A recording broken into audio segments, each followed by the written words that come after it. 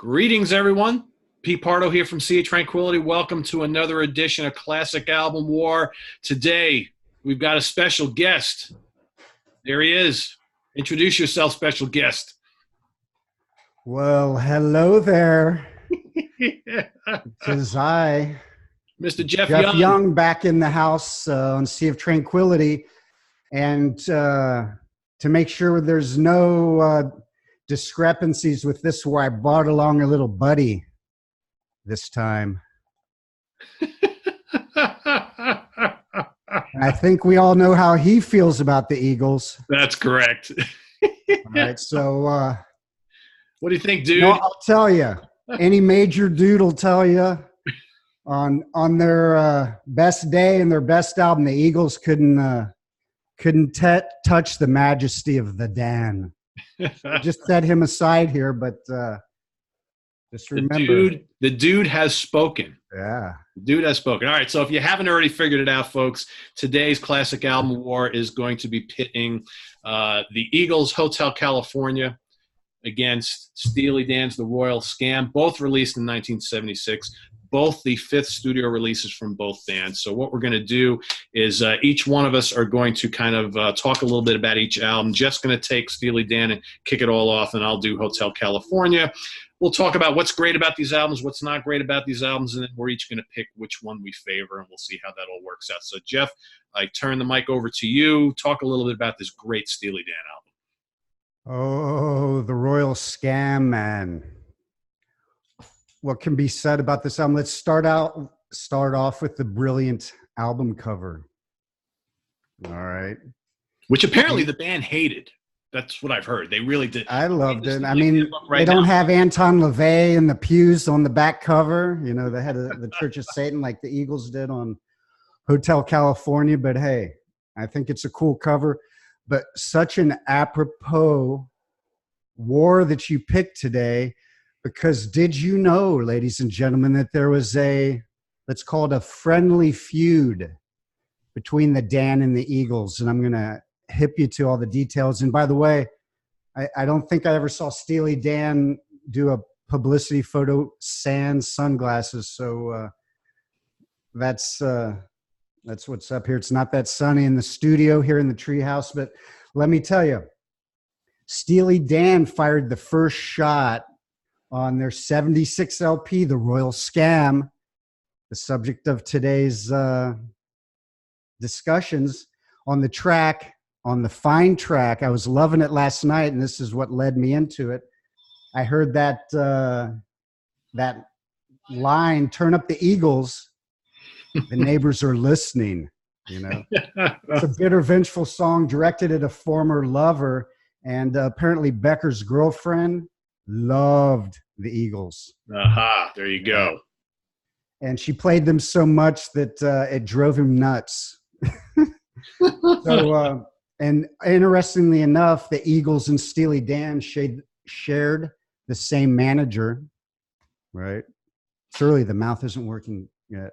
But the Eagles subsequently proclaimed their admiration for the Dan, and the friendly rivalry ensued, as in the same year on Hotel California, the album in question, in the very title track, in the line, "They stab it with their steely knives, but they just can't kill the beast." Yep. I mean, all knives. Loving reference and another phallic metaphor. They didn't want to just come out and say Steely Dan, but I think they got the point across. Exactly. Not a lot of people know that. It's a great little story there. So we're learning on the Sea of Tranquility today. We're in the Sea of Tranquility. We're in the Sea of Tranquility, yeah. We're floating above the Sea of Tranquility. Right? Something like that. So, like I said from the top, on any given day, any record, Eagles, Steely Dan, I'm going to pick Steely Dan. It's just such a rich tapestry of songs, so diverse. There's some great songwriting on Hotel California. Can't deny. I mean, absolutely. If I never hear a song on that record again, it'll be too soon. I never We all know need what song that that album. Yep. I'll never put that album on for any reason.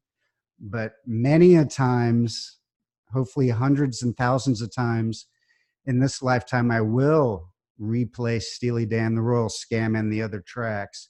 We talked on my show about artists maybe we didn't quite fully comprehend or get into as youth, but as we matured, and Steely Dan is, one of those bands for me. I always dug them and I always loved them. But, the more I mature and, once you've heard all the classic rock stuff a million zillion times and you don't need to hear that anymore, who you got left to call? Rick, you don't lose that number. That's right. I mean, there's so many great tracks. There's so many great tracks on this album, from the title track. Every song that came on, I listened to the record last night just to remind myself, like, am I really picking this over the trillion-selling Hotel California? But every song that came on, I was like, yes, yes. Come on, do it without the fez on. Well, no. Silly song, but a great song. I absolutely love the Fez. And, Mike Antonelli and I talked a lot about that tune on our Steely Dan Top 10 Song Show. And there's so many great tunes on here. I mean, you touch on a couple of them. I actually listened to it this morning, too, just to kind of get it back. And I know Hotel California ridiculously well because I was part of my youth growing up. But, man, Green Earrings, how cool of a funky tune is that? Yeah, the dude's coming back up. The dude's like, no, come on. Stop with that Eagles nonsense, right? And before we went on air, we were both talking about the title track, which is absolutely great. And yeah, let's, Jeff, I mean, how about Don't Take Me Alive, man? Take Me Alive is my favorite Steely Dan song. Check me. Do you know how many times I've started off a transmission of Music Without Boundaries, people, with Don't Take Me Alive, that opening guitar? And let's just stop as soon as I say the word guitar. Yep. Let's put the dude aside for a minute and get serious, because we got to talk about Larry Carlton. Yeah. And Elliot Randall. A lot of people don't realize that Elliot Randall played that stunning solo on Reeling in the Years. Yep. You can find my interpretation on my YouTube channel and see how big of a Steely Dan fan I might be. I learned every single note of his solo, but those two players, and Larry Carlton gets a lot of the praise, and Skunk Baxter gets so much of the, but on that album, I think Larry Carlton laid down a couple of the best rock, jazz-infused solos of all time on Kid Charlemagne. Yes, indeed. Right? Yep. And Elliot Randall's solos, no small potatoes on that record. Yeah, I mean, actually, a lot of great guitar players on that album. So you had Walter Becker, of course, who played a lot of the rhythm guitar. But you had Carlton, you had Elliot Randall, you had Dean Parks, Denny Diaz. I mean, some really, really great players on that album that just kind of, gave it that kind of rock and jazz flavor that's kind of running through the whole thing. Caves of Altamira, another great song. Great sax solo in that tune, right?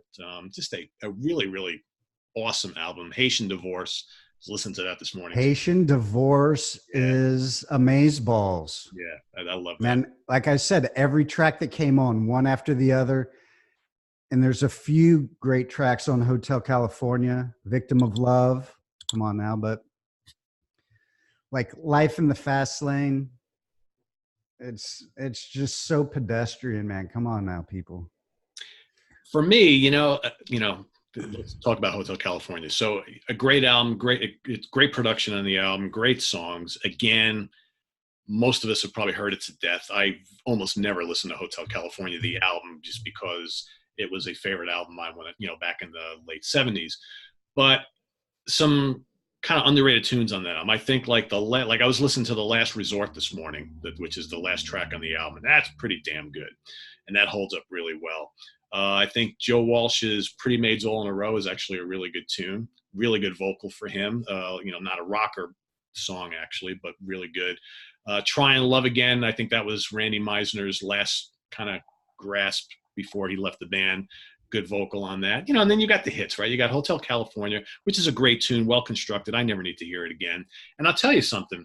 The dude is snoozing over here as you run around that track list. He's snoozing.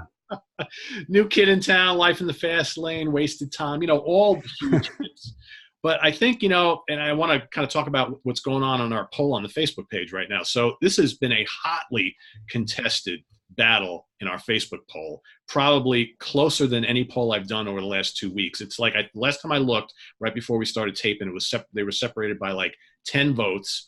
Steely Dan was in the lead, but there's a lot of people who are arguing about how Hotel California is classic and overplayed for a reason because it's so great. And I get that, and that's true, but I think there's just so many people out there who were never album people, and their soundtrack to their youth and their lives was the radio. So like if they have this like jukebox of 50 songs that they can just hear over and over and over again, and they're perfectly fine with hearing Hotel California and Rock and Roll and Stairway to Heaven and You Shook Me All Night Long and on and on and on, these songs ad nauseum. But like to folks like you and I, Jeff, I crave a lot more than that, and I don't like listening to the same songs over and over again. And I know we've heard these Eagles tunes forever. I consider them great, but when it all comes down to it, I would much rather listen to Steely Dan. So here we are. So what are we saying here, basically? So if we were to choose one of these albums, which ones we prefer and why, I would choose The Royal Scam. For me, Steely Dan and this album satisfy a lot of musical cravings that I have, which is I'm a rock fan. I'm a jazz fan. They kind of do both. They throw in some funk. The lyrics are interesting. There's great guitar work on the album, and I'm always listening to great guitar playing. And I don't know, where I am in my life now in 2019, to me, Steely Dan is a much fresher listen for me, while the Eagles, this is a great album and great playing and masterful vocals on this album, great songwriting. I just don't really need to listen to much anymore because I've heard it a million times. I'm not denying how great it is, but I just like this better. I'm sure, Jeff, you're going to say the same thing. So, guilty as charged. And if I could add a little underscore the comment you mentioned regarding the folks that are mentioning the Eagles album is so great, that's why it's been played so much more than the Steely Dan. I'd like to submit that perhaps the reason that is so is because the Eagles had more of the Hollywood beast system behind them, pushing them and putting them where they needed to be, right? They also toured a whole lot more than Steely Dan, who were basically studio recluses. Yep, that's a great point. People know the history of Becker and Fagen, they didn't really like to come out of the studio that often. And that's why their studio albums sound so pristine. You can hear every instrument in its place. A thing we didn't mention about their overall production and how they frame all the amazing musicians in that context. So I'm 100% with the Dan on every album and every tune.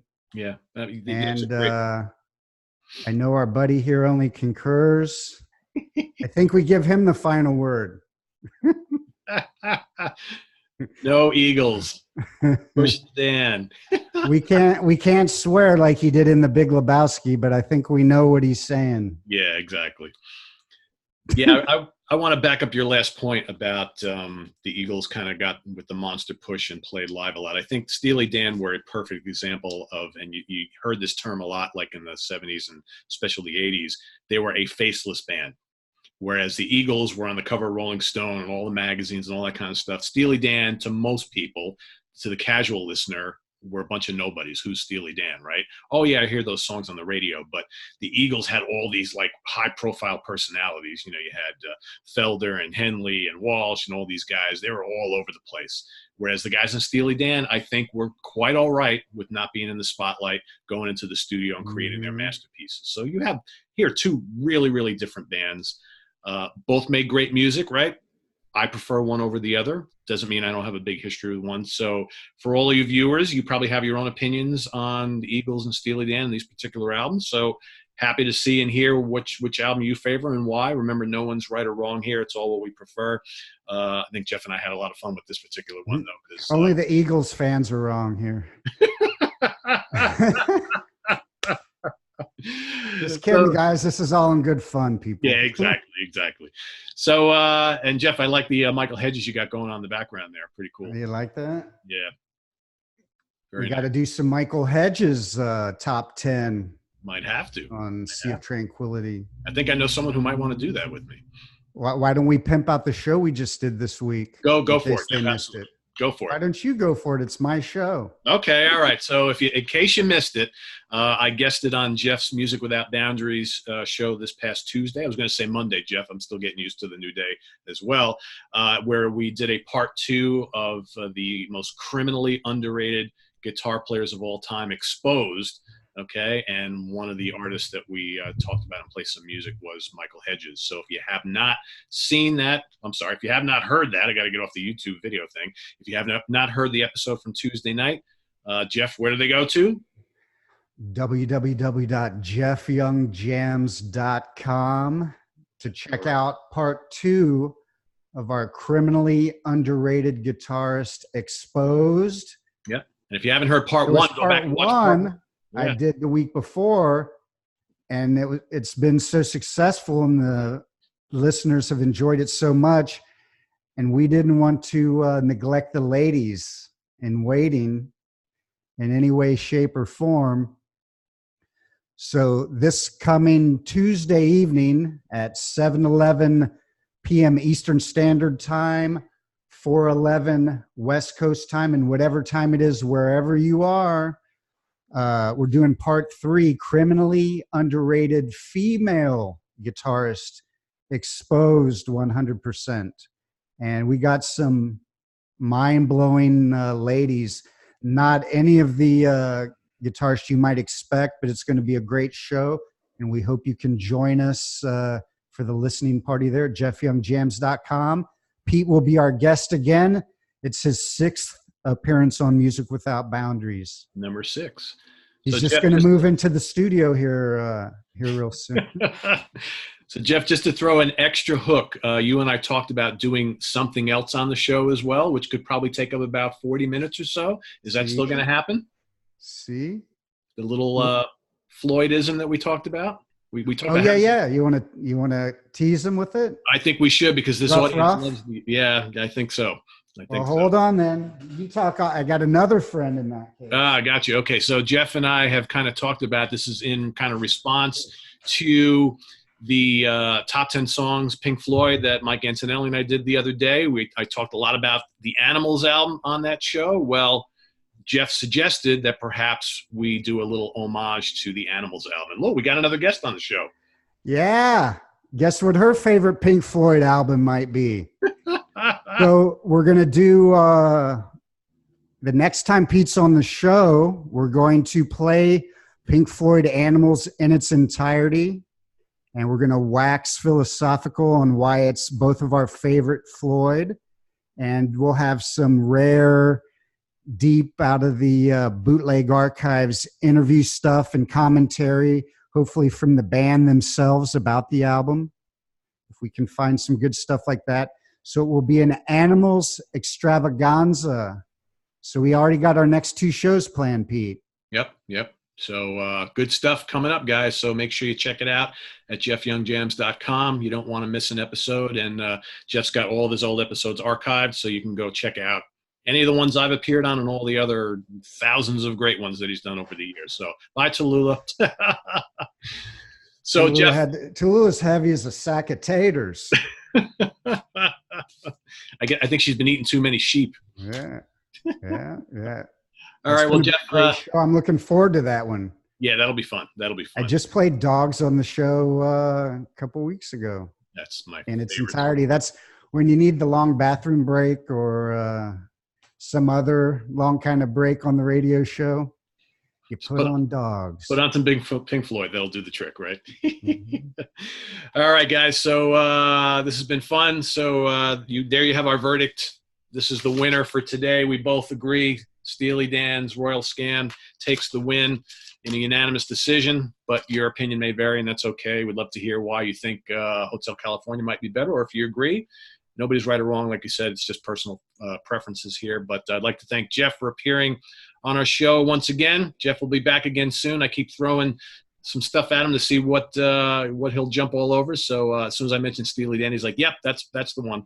So maybe we'll see him again over the next couple of weeks. So Jeff, thanks again. My pleasure. Thanks everybody for listening and watching. That's right, and watching, with listening and watching, or mostly watching. So visit us on the web at www.seaoftranquility.org. Join us on Facebook. Vote for your favorite of these two albums and all the other polls we've got previously. And check us out on Twitter. And, of course, we're here on YouTube pretty much every day these days. So stay tuned tomorrow for another Classic Album War. I hopefully have that Forgotten Favorites show where I unearth some great tidbits from the 70s and 80s in the realms of hard rock, prog, and metal. I hope to record that this afternoon, time permitting. And we'll see you real soon, guys. Jeff, again, thanks again. Thank you so much, Pete. Bye-bye, guys.